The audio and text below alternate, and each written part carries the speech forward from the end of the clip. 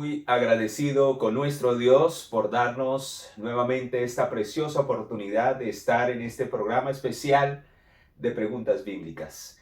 Bienvenido, bienvenida. Espero sea de gran bendición para ti esta otra pregunta a la cual le vamos a dar respuesta. Así que, mis amados, si hay alguna pregunta en tu mente, en tu corazón, no olvides hacerla llegar a este correo o a este WhatsApp y con gusto, en el orden, las estaremos respondiendo. Pues bien, mis amados, vamos a pasar a la pregunta de hoy. No lo olvides, quien te habla un servidor, Ismael Carvajal, con gusto, sirviendo a Dios para bendición de tu vida al investigar y traer respuesta bíblica a cada pregunta. Así que hoy estudiaremos la frase: la hora de su juicio ha llegado. Me han preguntado, ¿qué significa eso? ¿Cómo así que un juicio? ¿Cuándo llegó? ¿Qué tiene que ver eso con nosotros? ¿Qué significa la hora de su juicio ha llegado? Pues vamos a preguntarle a la palabra de nuestro Dios. Vamos a responder con un escrito está. Así que acompáñame a través de la oración para que el Espíritu Santo nos ilumine y podamos entender esta respuesta. Te damos gracias, Padre misericordioso, por darnos esta nueva y preciosa oportunidad de que a través de este medio podamos estar conectados contigo y con tu palabra. Háblanos a través del Espíritu Santo y ayúdanos a responder esta pregunta tan solemne, sobre todo en este tiempo cuando la hora del juicio ya llegó. Que podamos entender claramente qué tiene que ver eso con nosotros y cómo debemos estar a cuentas cada día para cuando tengamos que ser llamados a comparecer ante el tribunal. Háblanos, queremos oír tu voz en la respuesta a esta pregunta en el nombre poderoso y maravilloso de nuestro Señor e intercesor Cristo Jesús, lo suplicamos. Amén y amén. Todos seremos justificados. Escucha muy bien porque esto es clave para entender la obra del juicio.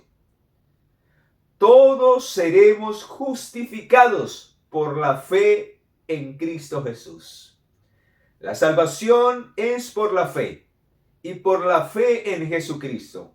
Pero escucha muy bien, todos seremos juzgados por nuestras obras. Por eso es necesario el juicio, porque el juicio se determina y seremos juzgados por las obras. Y las obras son la evidencia de una fe verdadera en Cristo Jesús. ¿Recuerdan las palabras del libro de Santiago, capítulo 2, versículo 17? Vamos a ir rápidamente para que podamos entrar en el contexto del juicio. El por qué es necesario un juicio, si al fin y al cabo somos salvos por medio de la fe. Vamos a mirar qué significa tener una fe verdadera y cómo esa fe se debe manifestar en nuestras vidas. ¿Y de qué manera se manifiesta? Pues dice en Santiago, capítulo 2, versículo 14, hermanos míos, ¿de qué aprovecha si alguno tiene fe y no tiene obras? ¿Podrá la fe salvarlos? Es la pregunta. Pues vamos a leer el versículo 17.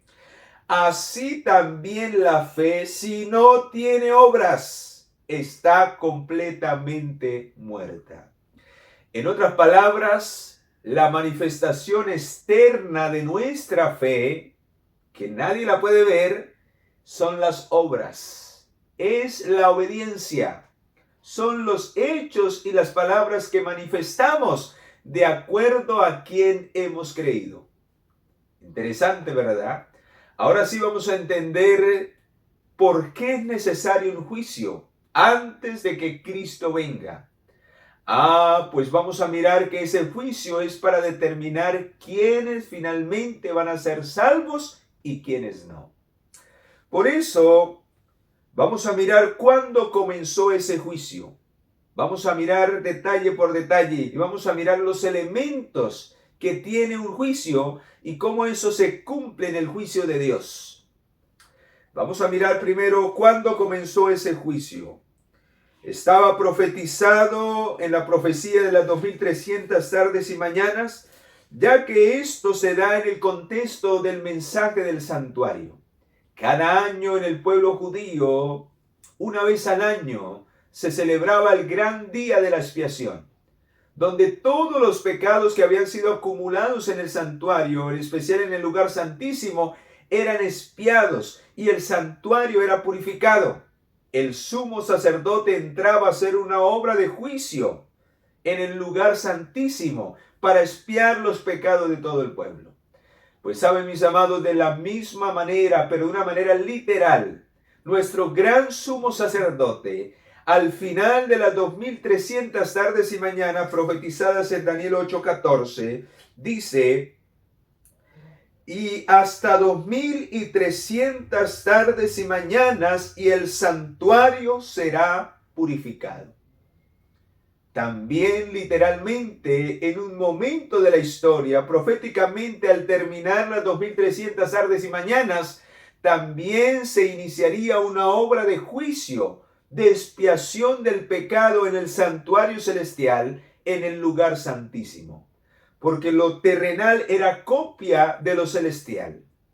Así como esas ofrendas que eran traídas al santuario prefiguraban al Cordero de Dios, así como ese sumo sacerdote entraba en el lugar santísimo, también Cristo habría de entrar en el lugar santísimo para ejercer otra de las muchas funciones, con el fin de salvarnos, pero también con el fin de determinar quiénes formarían parte de ese reino y quienes ejercerían una fe verdadera, manifestada a través de las obras, las cuales son examinadas y por las cuales vamos a ser juzgados en el día final. Oh, mis amados, qué tremendo. Y vamos a mirar cuándo se cumplió eso. Proféticamente las 2300 tardes y mañanas terminaron en el año de 1844. Según el cálculo, terminan en el año 1844, el 22 de octubre. En esa fecha ocurrió el gran evento donde Jesús pasa del lugar santo al lugar santísimo. Los grandes pioneros y historiadores de la palabra de Dios, en especial Guillermo Miller, al basarse en esta profecía, creía que la purificación del templo era en esta tierra. Dieron con el cómputo del tiempo, con el gran evento, pero no identificaron en realidad dónde se cumpliría ese evento. Y la purificación del templo sería allí en el santuario celestial. Cristo pasaría a ser su última obra en el lugar santísimo. Ahorita vamos a mirar a qué fue al lugar santísimo y cómo se expía y cómo se purifica el santuario celestial. Pues eso tiene que ver con el juicio. Vamos a mirar literalmente qué sucedió. ¿Qué sucedió en ese momento en que terminaron las 2300 tardes y mañanas? ¿Qué sucedió el 22 de octubre del año 1844? Vea cómo el Señor le mostró en visión en el capítulo 7 lo que habría de suceder, versículo 9. Estuve mirando hasta que fueron puestos tronos, y se sentó un anciano de días. Su vestido era blanco como la nieve y el pelo de su cabeza como lana limpia. Su trono, llama de fuego y fuego ardiente las ruedas del mismo. Un río procedía y salía delante de él, y miles le servían, y millones estaban delante de él. El juez se sentó y los libros fueron abiertos. Así que inicia una obra de juicio donde unos libros se abren y el juez se sienta. El gran juez del universo es el anciano de días, es el Padre Celestial. Ahora vamos a mirar qué sucedió en la escena. Versículo 13, miraba yo en la visión de noche y vi con las nubes del cielo que venía uno como el Hijo del Hombre, y vino hasta el anciano de días y lo hicieron acercarse delante de él. ¿Quién es ese? El Hijo del Hombre, Jesucristo.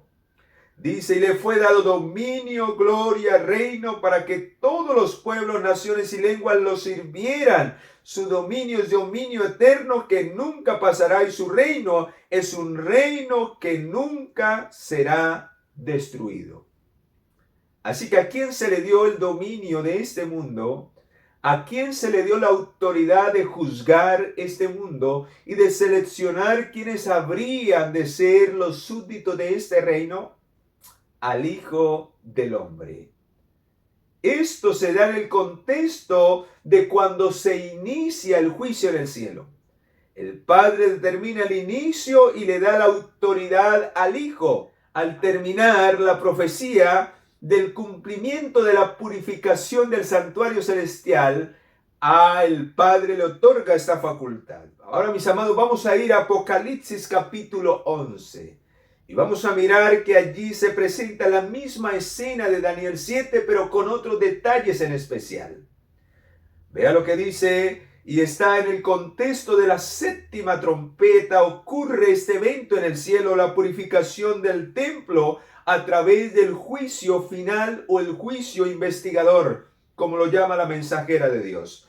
Vamos a leer el versículo 15, dice, el séptimo ángel tocó la trompeta y hubo grandes voces en el cielo que decían, los reinos del mundo han venido a ser de nuestro Señor y de su Cristo, y Él reinará por los siglos de los siglos. Los 24 ancianos que estaban sentados en sus tronos delante de Dios. ¿Recuerda la escena anterior? Y fueron puestos tronos. O sea que los 24 ancianos, y dice, se postraron sobre sus rostros y lo adoraron. O sea, son testigos allí también en ese juicio. Toda la corte suprema de Dios, de justicia, están presentes allí como testigos oculares de lo que sucede en este planeta Tierra. Pero dice, los 24 ancianos se postraron y adoraron a Dios diciendo, te damos gracias, Señor Dios Todopoderoso, el que eras, el que eres y el que has de venir, porque has tomado tu gran poder y has reinado. Las naciones se airaron y tu ira ha venido, y el tiempo de juzgar a los muertos y de dar el galardón a tus siervos los profetas, a los santos, los que temen tu nombre, a los pequeños y grandes, y de destruir a los que destruyen la tierra. El templo de Dios, ¿dónde se realiza el juicio? El templo de Dios fue abierto en el cielo y el arca de su pacto se dejó ver en el templo. Así que, hermanos, ese juicio se realiza en el contexto del santuario celestial. Es allí, en el lugar santísimo donde se encuentra el arca del pacto, y es allí donde se va a realizar o donde se inicia el juicio, donde se está realizando ya, porque la hora de su juicio ya llegó. Así que había una hora establecida, y el cómputo de las profecías, en especial de esa profecía, las 2300 tardes y mañanas, apuntaban a esa fecha en especial. Dios no hace nada al azar, Él tiene ya todo calculado. Por eso necesitamos estar a cuentas. Dios determinará en qué momento se cierra la gracia y la oportunidad para tu vida y para mi vida. Y por eso necesitamos hoy comparecer ante el tribunal de Cristo cuando seamos llamados de una manera intachable, de nada que tengamos que avergonzarnos. ¿Por qué? Porque ese juicio tiene un juez y ya vimos a quién se le otorga el dominio y el poder para gobernar en este planeta Tierra. A Jesucristo. Él se ha hecho dueño de todo este mundo. Él es el segundo Adán, por eso ganó el derecho y el poder de este mundo para gobernar por los siglos de los siglos. Ay, hermanos, extraordinario. Vamos a mirar si así lo dice la palabra de Dios. Vamos a mirar lo que dice Daniel 7. Vamos a mirar este detalle. Así que cuando ya se le da dominio, en el versículo 13 y 14, ahora vea lo que va a suceder. La misma escena de al principio se da proféticamente en el contexto de los últimos poderes de esta tierra. Vamos a mirar si así lo dice Daniel 7:26. Vea, dice, pero se sentará el juez. ¿A quién se le otorgó esa facultad? A Jesús. Porque ya el anciano de días estaba sentado, ahora dice, se sentará el juez y le quitará el dominio. ¿A quién? A la bestia, a los poderes de este mundo, los que van a reinar mientras que dure el juicio. Y el reino y el dominio y la majestad de los reinos debajo de todo el cielo serán dados al pueblo de los santos del Altísimo, cuyo reino es reino eterno, y todos los dominios le servirán y le obedecerán. Así que aquellos que salgan victoriosos del juicio y que sean realmente súbditos de su reino, porque sus obras, sus vidas revelan su fe verdadera en Cristo, serán los que recibirán este reino, serán los que recibirán vida eterna. Pero antes el juez se sentará para determinar quiénes viven para Cristo y quiénes no. Oh, mis amados, interesante esto. Ahora la pregunta que salta, según Apocalipsis, quiero compartir lo que dice Apocalipsis 14:6, de donde sale esta pregunta, y en especial el 7, dice, la hora de su juicio ha llegado. Temed a Dios y dadle gloria, porque la hora de su juicio ha llegado. Quiero compartir este párrafo de la inspiración divina, Cristo en su santuario, página 99. Dice, señalaban al ministerio, estas palabras que acabé de citar, señalaban al ministerio de Cristo en el lugar santísimo, al juicio investigador y no a la venida de Cristo para la redención de su pueblo y la destrucción de los impíos. El error no había estado en el cómputo de los periodos proféticos, sino en el evento que debería verificarse al final de los 2300 años. Así que, mis amados, ya vimos que antes de que los santos del Altísimo reciban el reino, debe de sentarse el juez. Lo acabamos de leer en Daniel 7:26 y 27. Ahora vamos a mirar por quiénes comenzará ese juicio. ¿Quiénes son los que realmente van a ser juzgados en primer lugar? Porque este juicio se divide en 3 etapas. La primera tiene que ver para determinar quiénes serán salvos. ¿Quiénes serán salvos? Luego, la segunda etapa, que va a ser durante los 1000 años, para determinar por qué se perdieron los que se perdieron y por qué se salvaron los que se salvaron. Así que ya en la segunda etapa del juicio, ya cada caso habrá quedado decidido. Pero para que no quede duda, será como un juicio comprobativo. Bueno, ¿y por qué este está aquí? Si yo creía que se perdía. Entonces se le mostrará la evidencia de su fe basada en los registros del cielo. Vamos a mirar que hay registros en el cielo, libros donde están escritas nuestras vidas. Y ahí se determina si estamos o no estamos en pecado, si vivimos o no vivimos para Cristo. Pero también allá quizás no encontraremos a personas que se destacaron aquí. Y nos preguntaremos por qué no se salvaron. Entonces allá se mirará en los libros el por qué no se salvaron. Y la última fase del juicio será la fase ejecutiva, donde los que se perdieron recibirán la condenación final. Pero también se les mostrará finalmente por qué se perdieron. Así que las 3 fases del juicio, el Señor las llevará en su debido tiempo. En la primera es la que más nos debe interesar.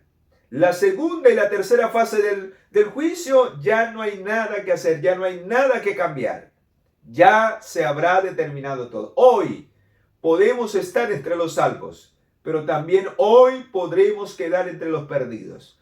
¿Cuándo se puede determinar eso? Quizás hoy mismo, con la vida que tú lleves o la vida que yo llevo. si soy fiel y creo y vivo para Cristo y manifiesto mi fe en Él a través de una obediencia por amor, vivo de acuerdo a su palabra y muero siendo fiel y a cuentas, estaré entre los salvos, porque he sido perdonado y salvado por la gracia de Jesús. Y cuando miren mi vida, entonces los frutos, entonces las obras van a revelar que en realidad mi fe en Jesús fue una fe verdadera. Y eso es dado como testimonio a todas las naciones, a todos los mundos no caídos, a todos los ángeles, de que nadie entrará al cielo si no es por la fe verdadera en Jesucristo, y su vida de obediencia realmente demuestra que así es. ¿Saben, mis amados, por qué es necesario esto?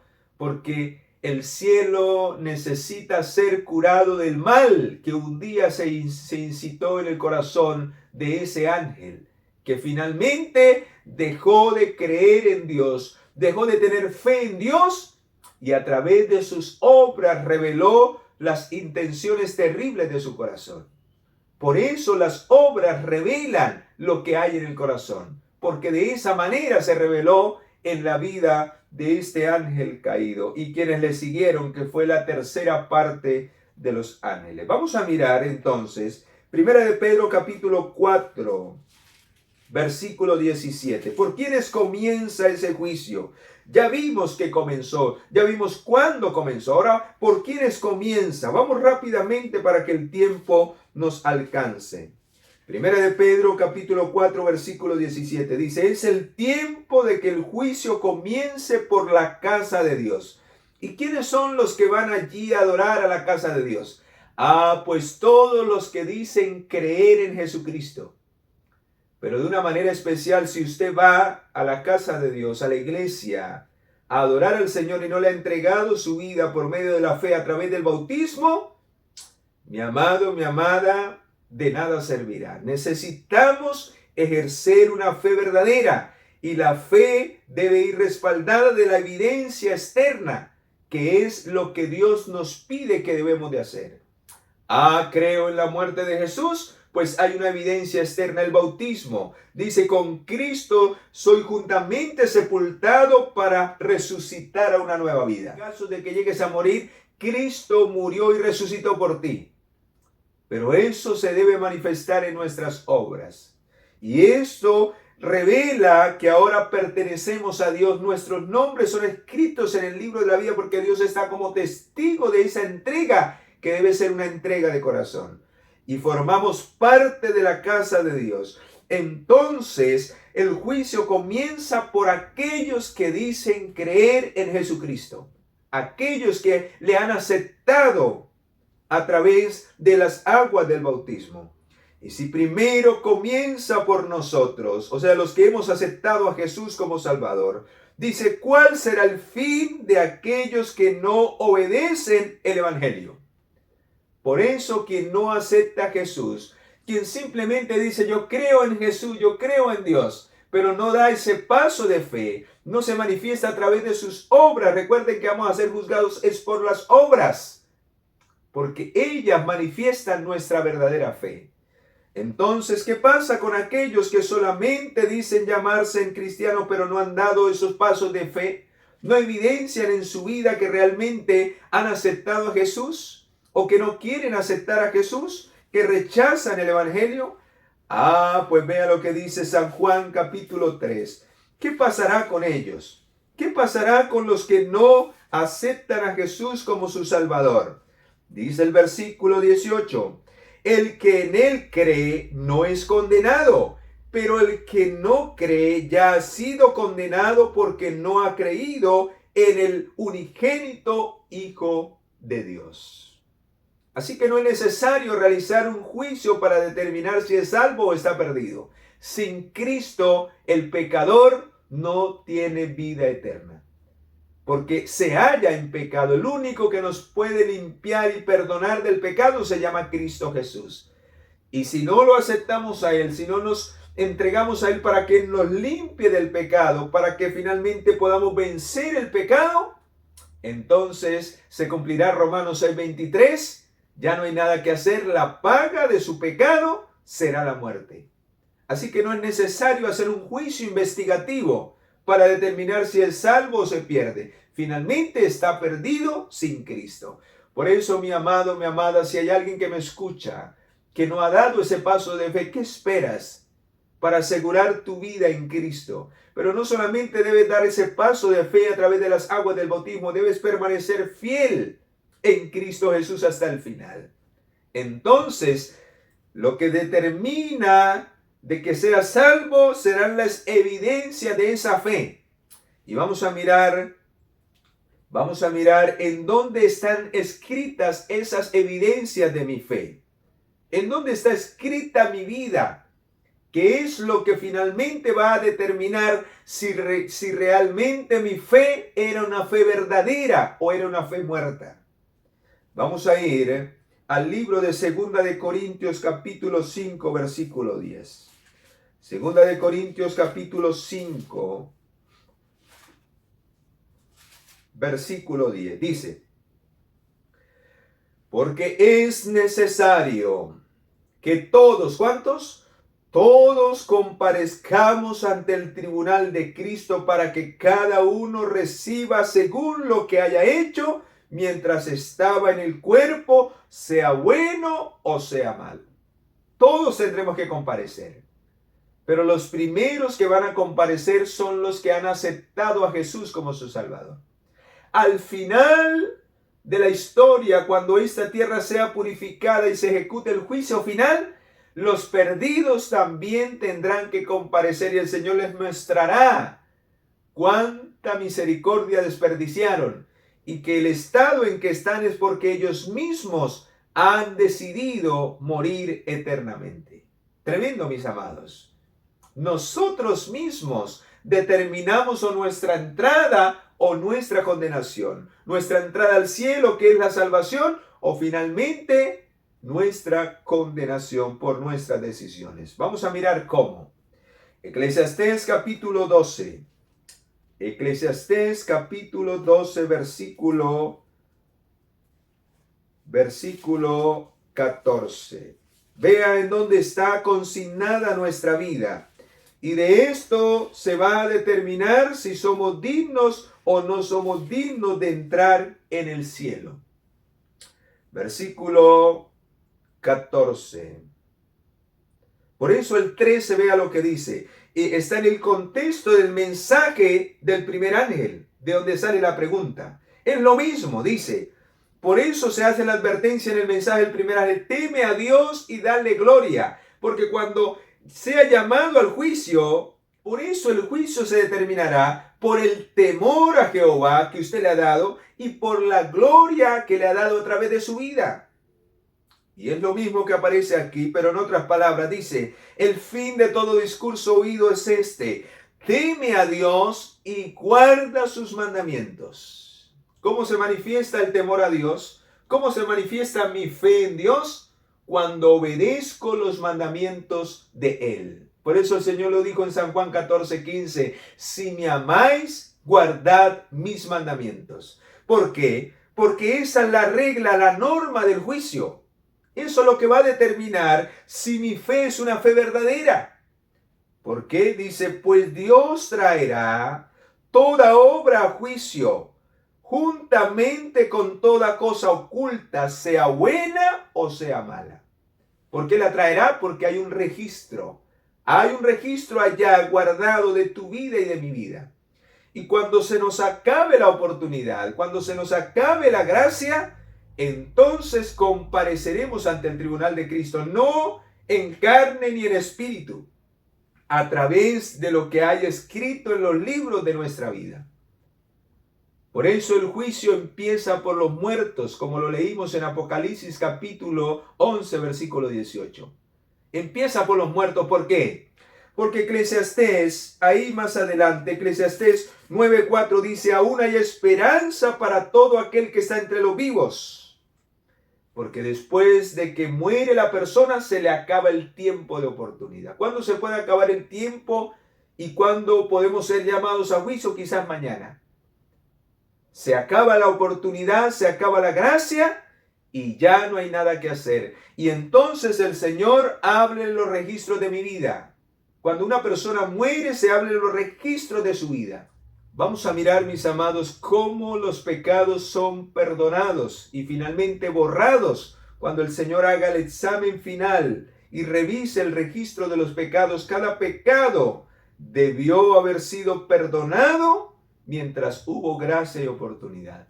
Porque después de que termine la gracia, cualquier pecado que no haya sido perdonado porque no se ha abandonado, aparecerá allí vigente. Y por ese pecado vendrá la condenación. Vamos a mirar si la palabra del Señor lo dice en el libro de Hechos. Vamos a ir al libro de Hechos, capítulo 3, versículo 19. Vea lo que dice allí. Dice, así que arrepentíos y convertíos. ¿A qué lleva el arrepentimiento? A un cambio, a una conversión, a hechos.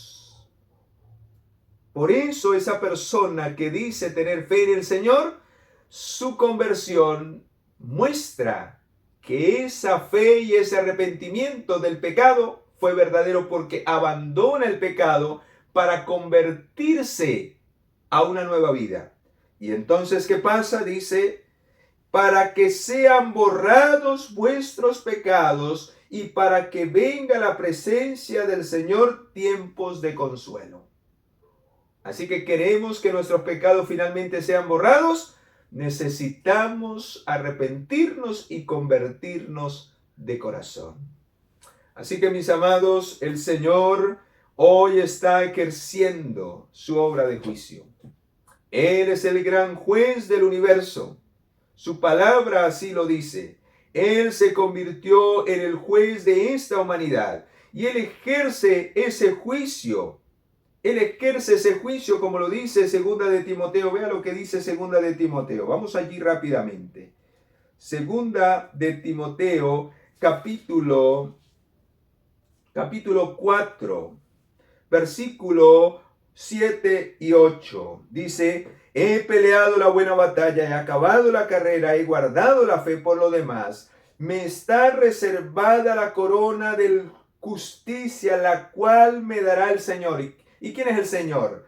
El juez justo aquel día, y no solo a mí, sino a todos los que aman su venida. ¿Quién es el juez que dará la corona? ¿Que dará la entrada al reino que fue otorgado por el Padre? Jesucristo. Él mismo dará la bienvenida y colocará la corona a aquellos que finalmente pasaron la prueba y sus vidas son halladas fieles. Por medio de la fe en Él, sus pecados han sido perdonados y finalmente serán borrados para que tengan, en vez de condenación, tengan vida y vida eterna. Extraordinario, mis amados. Extraordinario. Por eso hoy Dios nos hace una invitación. La hora de su juicio ha llegado. Cristo es nuestro abogado. Mientras hay gracia y oportunidad, Él intercede por nosotros. Su palabra lo dice en 1 de Timoteo 2:5, dice que tenemos un solo mediador entre Dios y los hombres, Jesucristo hombre. Y en el libro de 1 de Juan 2:1 dice, hijitos míos, no pequéis, pero si alguno hubiere pecado, abogado tendremos para con el Padre a Jesucristo el justo. Por eso la norma del juicio es la ley de Dios.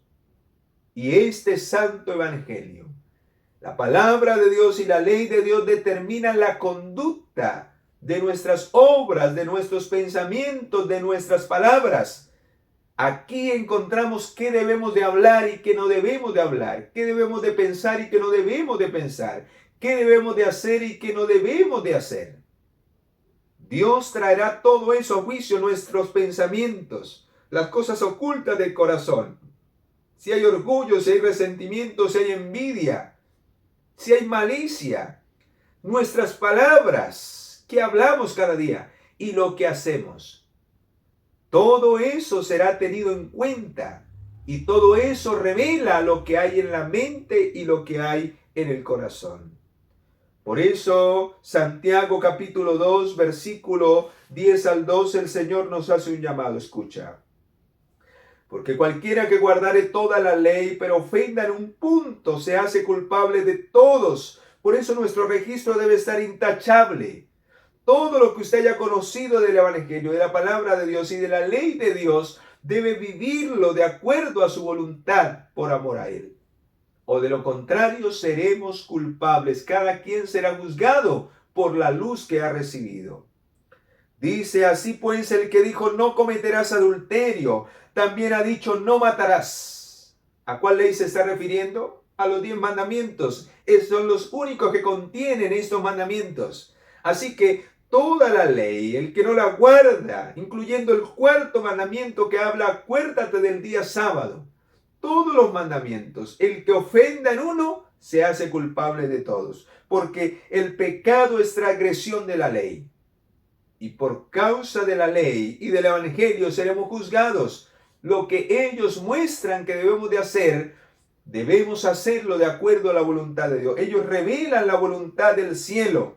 Y por eso dice, ahora bien, si no cometes adulterio, pero matas, te has hecho transgresor de la ley.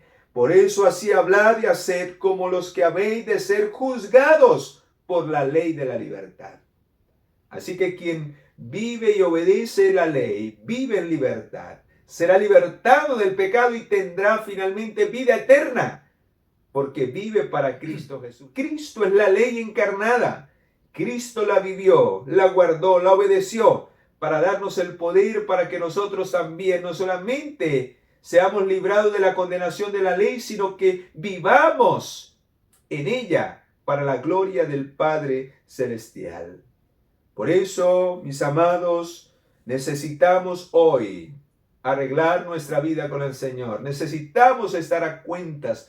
El juicio ya comenzó y en cualquier momento le tocará a usted o me tocará a mí. Y pronto pasará de los muertos hacia los vivos. ¿Cuándo llegará ese momento? Cuando Dios determine quiénes quedarán vivos para la venida de Jesucristo. O sea, será antes del tiempo del cierre de la gracia. Los que salgan en ese juicio, los que sean finalmente juzgados en el juicio de los vivos, son los que van a permanecer vivos delante de la presencia de Dios. Extraordinario. Quiero compartir este último pensamiento para hacerte un llamado en el nombre de Jesús. El juicio se lleva ahora delante del santuario celestial. Esta obra se viene realizando desde hace muchos años atrás. Pronto, nadie sabe cuándo, le tocará ser juzgado o entre los muertos o entre los vivos. En la augusta presencia de Dios, nuestras vidas deben ser pasadas en revista. En este, más que en cualquier otro tiempo, conviene que toda alma preste atención a las amonestaciones del Señor.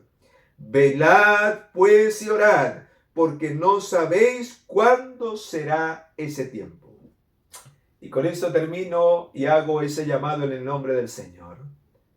Miremos cómo está nuestra vida hoy. Hagamos arreglos, demos los pasos de fe que tengamos que dar y vivamos cada día para Cristo Jesús. Porque si vivimos para Él y morimos en esa condición o seguimos vivos hasta la venida del Señor, Romanos 8:1 dice, ninguna condenación hay para los que están en Cristo, pues no viven para el pecado y para la carne, sino viven según el Espíritu Santo para hacer la voluntad de Dios. ¿Te gustaría vivir esa experiencia y cuando seas llamado a cuentas, finalmente tener vida eterna en Jesús? Oremos. Quiero colocar tu vida en las manos del Señor y que tú hoy tomes una decisión para vida eterna. Padre, gracias. Gracias por esta respuesta tan maravillosa, contundente de tu palabra frente a esta pregunta tan solemne. La hora de tu juicio ha llegado y hoy necesitamos estar a cuentas. Líbranos del mal y del pecado. Guíanos, Señor, a esa experiencia cada día. Límpianos de toda mancha de pecado y que podamos estar cada día en paz contigo por medio de la sangre del Cordero. Llénanos de tu espíritu y guíanos a esa experiencia de ser convencidos de pecado, de justicia y de juicio. En el nombre poderoso de Jesús, nuestro Señor y Salvador, lo pedimos y lo suplicamos. Amén y amén. Muy bien, mis amados, no olvides compartir esta bendición con otros. Si no te has suscrito a esta familia, te invito a que lo hagas rápidamente, compartas este link y otros también se puedan preparar y puedan estar a cuentas con el Señor para el gran día final. Nos vemos en la próxima pregunta bíblica, en el otro programa especial para ti. Dios te bendiga y te acompañe.